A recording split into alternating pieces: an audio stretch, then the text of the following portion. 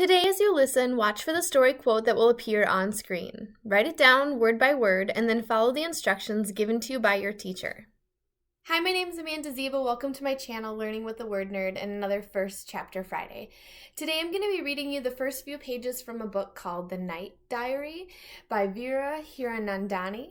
And before I read you the back of the book and share those pages with you, I want to tell you 4 things that I love about this book. The first one, I know they say don't judge a book by a cover, but you guys, seriously, this one is so beautiful. And I don't know if it's because like my favorite colors are navy and gold, but like this even has like little gold flecks for the stars, or if it's the symbolism of the reaching hands, or like this little pencil right here that just is such a small and beautiful detail. But even the spine and the back of the book with this gorgeous frame around the text and the colors, I absolutely love the cover of this book. So Kelly Brady at Puffin Books, bravo, you did a great job on this cover. The second thing I love about this book is it has won a ton of awards. It was a 2018 Newbery Honor book, but in addition to that, it was also a New York Times book review notable children's book, a Washington Post best children's book, NPR great read, school library journal, Amazon best children's book, shelf awareness best book of the year. Like everybody and their brother is loving this book, and you can it's not just the awards, like the endorsements for this story just go on and on. For example, this one says Veera Hiranandani's storytelling is exquisite and compelling. For Nisha, like so many of us, home is a complicated place, and this heartbreaking and hopeful novel reminds us that even in places where there is great loss and strife, there is deep joy and renewed faith. The Night Diary is a treasure for young readers who are searching for their place in the world. That comes from Renee Watson, another amazing author.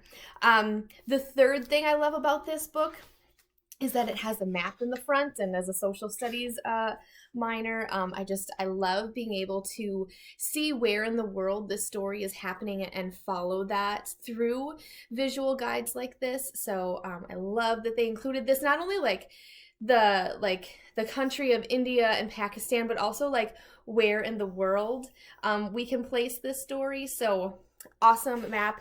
And then the fourth thing I love about this story is that it's an epistle. An epistle is a story that is told entirely in letters. And in this story, Nisha, the main character, is actually writing letters to her mother who has passed away, telling her about her life since her mother has left. And it's just a fascinating story format, and I really enjoy books like that. Another similar one to this is Letters from Rivka by Karen Hess. So if you like stories told in letters, I think later this summer I'm going to share From Night Owl to Dogfish, which is another epistle story. It's just a really unique format for storytelling, and one that I find very interesting. So all of that said, those 4 amazing things about this story, if that hasn't hooked you already, let me read the back of the book to you. 12-year-old Nisha doesn't recognize her country anymore. It's 1947, and India, newly freed from British rule, has been divided into 2 countries, Pakistan and India. Hundreds of thousands are killed crossing borders as the tensions between Muslims and Hindus flare. When Papa, who's Hindu, decides it's too dangerous to stay in Pakistan, Nisha and her family become refugees and embark on a journey by train and by foot to reach their new home. The trek is long, difficult, and dangerous, and after losing her Muslim mother as a baby, Nisha can't imagine losing her homeland too. But even if her country has been ripped apart, Nisha still believes in the possibility of putting herself back together. Told through Nisha's letters to her mother, The Night Diary is a heartfelt story of one girl's search for home, for her own identity, and for a hopeful future. Now this story isn't, normally I read the first chapter, but this story isn't told in chapters, so I'm just going to read about the first 17 pages to you to get you into the story. So without further ado, we will begin July 14th, 1947. Dear Mama, I know you know what happened today at 6 a.m. 12 years ago. How could you not? It was the day we came and you left. But I don't want to be sad today. I want to be happy and tell you everything. I'll start at the beginning. You probably already know what I'm telling you, but maybe you don't. Maybe you haven't been watching. I like turning 12 so much already. It's the biggest number I've ever been, but it's an easy number. Easy to say, easy to count, easy to split in half. I wonder if Emil thinks about you on this day like I do. I wonder if he likes being 12. We woke up a little before 7. Emil and I usually sleep through our birth minutes, and then we wake up and we stand next to the last marks we etched into the wall with a sharp rock. No one else knows it's there. I do it for Emil, and he does it for me, and then we compare how much we've grown since last year. Emil has finally caught up with me. Papa says someday Emil will tower over all of us. That's hard to imagine. Papa gave me your gold chain with a small ruby stone hanging from it. He started giving me the jewelry when I was 7. Now I have 2 gold bangles, 2 gold rings, small emerald and gold hoop earrings, and the ruby necklace. Papa said I should save the jewelry for special occasions, but lately there are none, so I wear all the jewelry at once and never take it off. I don't know where he keeps all of it, but each year on my birthday another piece appears at my bedside in a dark blue velvet box with gold trim. When you open it, the blue satin lining winks back at you. Papa always asks for the box back after I take out the jewelry. Secretly, I want the box more than the jewelry. I want it to be all mine and never have to give it back. I could find any old thing, a pebble, a leaf, a pistachio shell, and put it in the box. Like magic, these things would get to be special, at least for a day. Maybe he'll let me have it when your jewelry runs out. I want to tell you about this diary I'm writing in. Kazi gave it to me this morning, wrapped in brown paper, tied with a piece of dried grass. He never gives me gifts on my birthday. I once read an English story where a little girl got a big pink cake and presents wrapped in shiny paper and bows for her birthday. I thought about the little gifts Kazi gives us all the time. Pieces of candy under our pillow, or a ripe tomato from the garden, sliced, salted, and sprinkled with chili pepper on a plate. Cake and bows must be nice, but is anything better than a perfect tomato? The diary is covered in purple and red silk, decorated with small sequins and bits of mirrored glass sewn in. The paper is rough, thick and the color of butter. It is not lined, which I like. I've never had diary before. When Kazi gave it to me, he said it was time to start writing things down, and that I was the one to do it. He said someone needs to make a record of the things that will happen because the grown-ups will be too busy. I'm not sure what he thinks is going to happen, but I've decided I'm going to write in it every day if I can.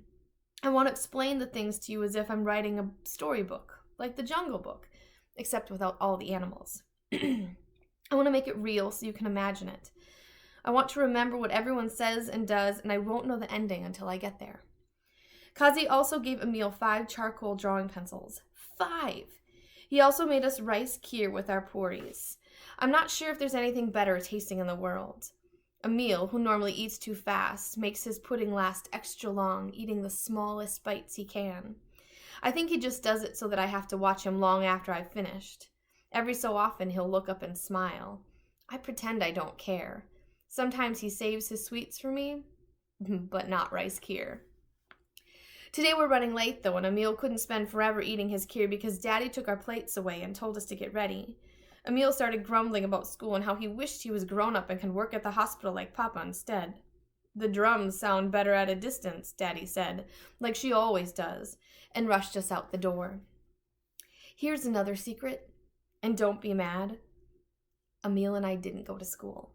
We headed all the way out of town to the sugarcane field and tried to walk through it like a maze. We broke off pieces to chew. Later we stopped under a shady tree. Emil found bugs to draw and I read. After we bought potato pakoras at the roadside cart in town, hoping no one would ask why we weren't in school. The pakoras tasted crisp and extra salty. Emil thinks they're too salty, but I like the sting on my tongue that stays long after I've finished eating. Emil would rather draw and play all day instead of going to school. He would rather do anything besides school. He draws very well, did you know that? I don't hate school, but I didn't want Emil to be alone on our birthday. When Papa finds out we didn't go to school, he'll be much angrier at Emil than he will be at me. That's how it is with Papa and Emil. It hasn't always been like that. Emil used to be Papa's favorite, I think because Emil was always louder, happier, and funnier than I am. But now because Emil isn't small and cute, Papa's different. When we were about 7 or 8, Emil ran away. That's when it started. Papa came home from a long day at the hospital, and during dinner he told Emil to stop smiling so much that it made him look ridiculous. This only made Emil smile more. Then Papa said, Emil, you can't read. You play around too much and draw little pictures. You must be more serious or you will become nothing. Maybe I should leave, then you'll be happy, Emil said. He waited for Papa to say something, but Papa didn't. He just turned back to his food. Emil got up and walked straight out of the house. An hour went by and he didn't come back, so I went to look for him. I looked everywhere. Around the garden, the shed, Kazi's and Mati's cottages, all the places he might go. I even looked in the pantry and in Papa's closet. Papa acted like nothing was happening, but I told Kazi that I couldn't find Emil anywhere, and he told Daddy, and Daddy told Papa, so Papa went out with a lantern. I stayed awake in my bed wondering what I would do if Emil never came back. I couldn't imagine being in this house, in this life without him. I heard Papa return, and I waited to hear Emil's voice or his footsteps, but I didn't hear anything and began to cry, holding my doll D tight. At some point I fell asleep. When I woke at first light, Emil slept soundly in his bed next to mine. I wasn't sure if I dreamt the whole thing. Emil, I said, poking him awake, standing over him. Where did you go? Does Papa know you're back? Papa knows I'm back, Emil said in a dull voice. I walked into town, but then I kept going. I didn't want to stop, but Papa found me. Is Papa mad? I asked. Papa will always be mad at me. It doesn't matter if I smile or don't smile. I'm just not what he wanted.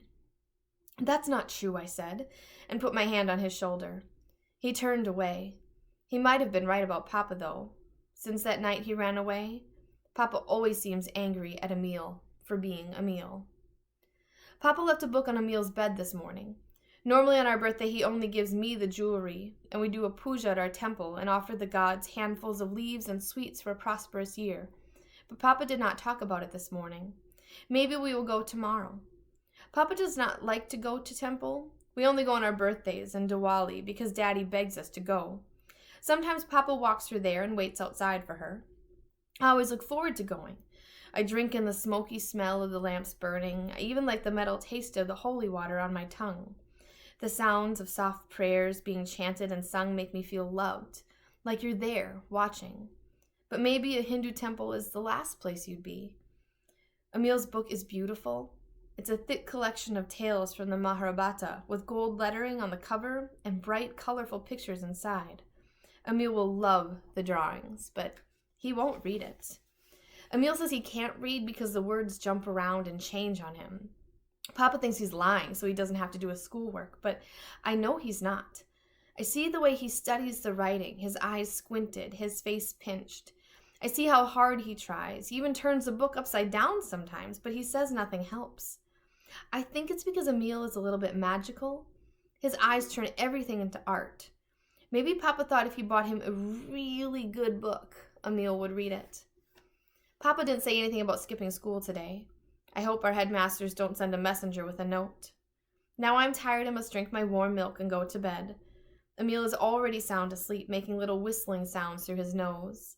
I've decided that night is the best time to write to you. That way no one will ask me any questions. Love, Nisha. July 15th, 1947. Dear Mama, I only have time to tell you one thing tonight because my eyelids are heavier than wet sheets. Papa is very mad. I knew he would be when he found out. Emil's headmaster sent over a message. Mine did not. When Papa found out, he made Emil sit in the corner with no breakfast this morning. Emil didn't ask why I wasn't being punished, even though Papa must have known I skipped too. I guess the difference is that I do well in school and Emil doesn't. I only ate one of my chapatis and then wrapped the other in a napkin. Then I stuck it in my school book for Emil when no one was looking. I think Kazi likes us best. Papa loves us, of course, because he's our father, and Daddy loves us because she's our grandmother. That's what they're supposed to do. But Papa is too busy to do a lot of liking, and Daddy is too old. Papa works every day, even on Sunday. I guess he has to since he's a doctor. People leave gifts on our doorstep all the time, like flowers and sweets for the wonderful things he has done for them. Sometimes I think Papa's not real. He leaves early with the cool morning air and never makes a sound. Sometimes when he comes back late at night and kisses me goodnight in my sleep, I wake up and see him, and it feels like I'm dreaming. Love, Nisha. July 16th, 1947. Dear Mama, Kazi has so much energy for us. He always has. When we were younger, maybe 5 or 6, he used to sit cross-legged on the floor and play with us after his work was done. I remember he was the first person to teach Emil how to play cricket in the front of the house, how to throw and bat and catch. Papa never did. I would peer out the window and watch them, laughing hard when Emil missed the ball since he could hardly see me. I help Kazi in the kitchen all the time, even though Daddy doesn't want me to. She says I'll marry well and have someone to cook for me, just like Kazi does for us. But that doesn't sound like any fun at all. I can't wait to be older and do what Kazi can do. He lets me help him more all the time. I know how to sort the lentils and grind the spices with his marble mortar and pestle, clarify the butter for ghee, and mix the dough for chapatis.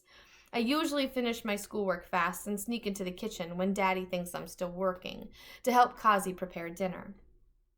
He sees me even when he's not looking up. It's like he smells me. He turns and holds a handful of peas to be shelled. I like to cook things even more than I like to eat them. How does Kazi take all these plain, boring foods, bitter vegetables, dried lentils, flour, oil, spices, and turn them into something so warm and delicious every time? Love, Nisha. July 17th, 1947. Dear Mama, Kazi is right.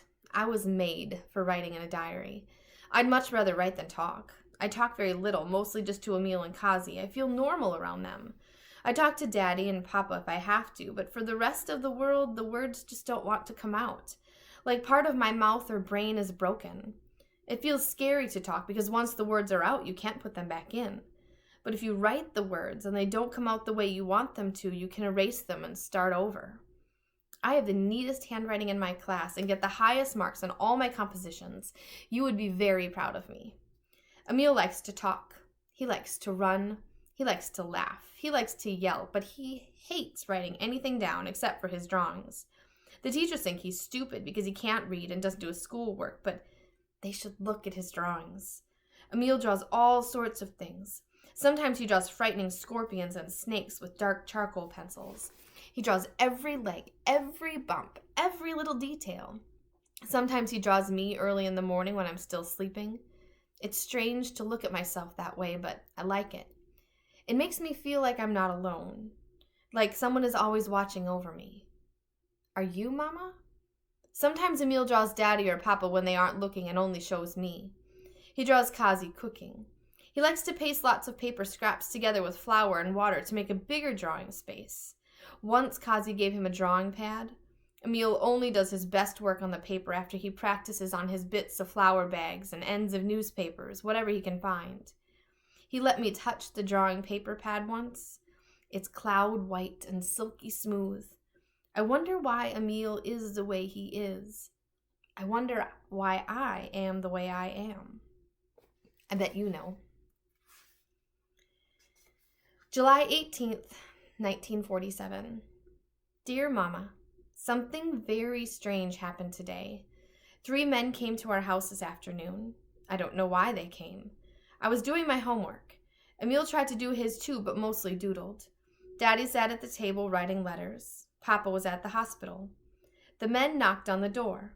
One of them was a teacher at our school who always dyes his hair red. His beard is the color of a chili pepper. I didn't recognize the other 2 men. Daddy looked out the window and called Emil. Then she told us both to go into the kitchen with Kazi, so we did. Her eyes darted back and forth before she answered the door. All 3 of us, me, Kazi, and Emil, peeked around the corner. The men spoke so quietly I couldn't hear them. Then they spoke louder. I heard bits and pieces of sentences, words and names I'd been hearing Papa talk about to Daddy, seen in the headlines from their newspapers. I turned over the words like puzzle pieces in my head, wondering how they were supposed to fit together. Pakistan, Jinnah, Independence, Nehru, India, British, Lord Mountbatten, Gandhi, partition. Daddy looked and nodded, and the air smelled like smoke from pipes. She tried to close the door once, and one of the men, the tallest one, held the door open, not letting her. I held my breath. Then she finally closed the door and turned around. We came out from our hiding place, but she didn't say anything. Her eyes were big, and she and Kazi kept giving each other secret looks. Emil asked what happened. Daddy waved him away, but Emil didn't give up. "Tell me or I'll scream," he said. I put my hand over my mouth. I couldn't believe he was being so naughty. Daddy frowned. It was nothing to worry about, she said, and if you scream, she said, wagging her finger angrily at Emil, your papa will be the first to know. Emil's shoulders slumped. Kazi disappeared into the kitchen. I finished my work and helped him clean some green beans and chopped the garlic and ginger into the tiniest pieces you ever saw, but Kazi didn't tell me anything, and I could tell he didn't want to. The men seemed upset, I said later to Emil when we were lying in our beds. I think something bad is going on. I know, said Emil. I heard them ask when we'd be leaving. Why would we leave? I asked. It has something to do with India being free from the British soon, he said. I wondered what that meant, to be free from the British. Why were they allowed to rule over us in the first place? Didn't they have their own people to worry about? I thought about the men at the door. They seemed calm in that way grown-ups get calm before they get very angry. Remember when Papa used to tickle us? Emil said, turning on his side toward me. He hasn't done that in a long time, I replied. When we were little, Papa would tickle us to wake us up. It's so strange to think about that now. I remember trying to like it since Emil liked it so much. Emil would throw his head back and squeal for more. I would grit my teeth and try not to push Papa's hand away. It made me feel like I was falling off a cliff. I asked Emil why he was thinking about that. Because I wish he was still that way, Emil said, and turned on his back again. He closed his eyes and I could hear his breathing slowing down. I thought about the old Papa, the one who would tickle us. Had Papa changed that much, or had we just gotten older? Love, Nisha.